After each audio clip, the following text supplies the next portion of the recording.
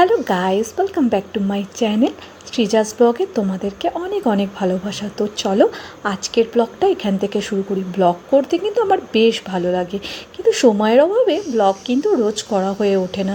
তো এখন মেয়ে স্কুলও রোজ শুরু হয়ে গেছে, তো সেই জন্যে এখন থেকে ভাবছি একটু একটু করে ব্লগ করার চেষ্টা করব। তো চলো দেখো, সকালের ওয়েদারটা কিন্তু ঠিক এই রকম আমাদের এখন হয়ে আছে। আজকে যেহেতু একটু হালকা রোদ উঠেছে, তো সেই জন্যে তো এইভাবে রোদ তো দেখতেই পাচ্ছ, কখনো রোদ কখনো বৃষ্টি চলছে। তো আমি এখন রান্না করে নিচ্ছি, তারপরে রান্না বান্না খানিকটা সেরে মেয়েকে স্কুলের জন্য রেডি করে নেবো। এখন ওর বাবা কিন্তু আর স্কুলে দিতে প্রায় যায়, কিন্তু আমি আনতে যাই। তো চলো এখন ফ্রিজার জন্য আমি বানিয়ে নিয়েছি হচ্ছে পাস্তা।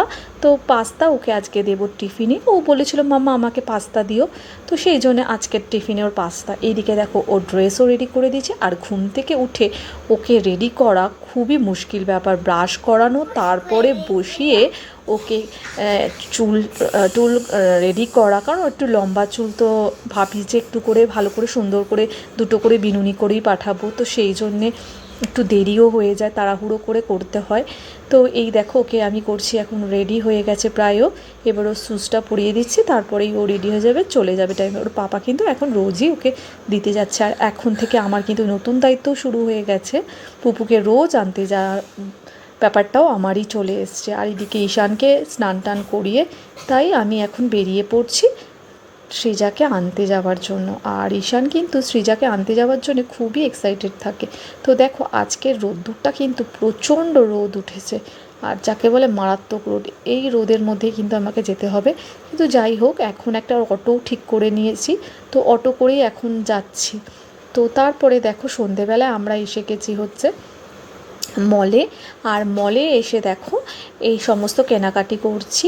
তো পুপু তো জানোই, মলে এলে নানান ধরনের জিনিস নাকি ও সবই চাই। কালার পেন্সিল থেকে শুরু করে ডল থেকে শুরু করে মিক্সার গ্রাইন্ডারও ওর চাই। নানান ধরনের যা যা জিনিসপত্র ও দেখবে সবই ওর ভালো লাগে, সবই যে সমস্ত কালারফুল জিনিস, তো সেইগুলো। তো চলো এইগুলো দেখতে দেখতে হঠাৎ করে আমাদের চোখে পড়ে গেল কয়েকটা বারবি।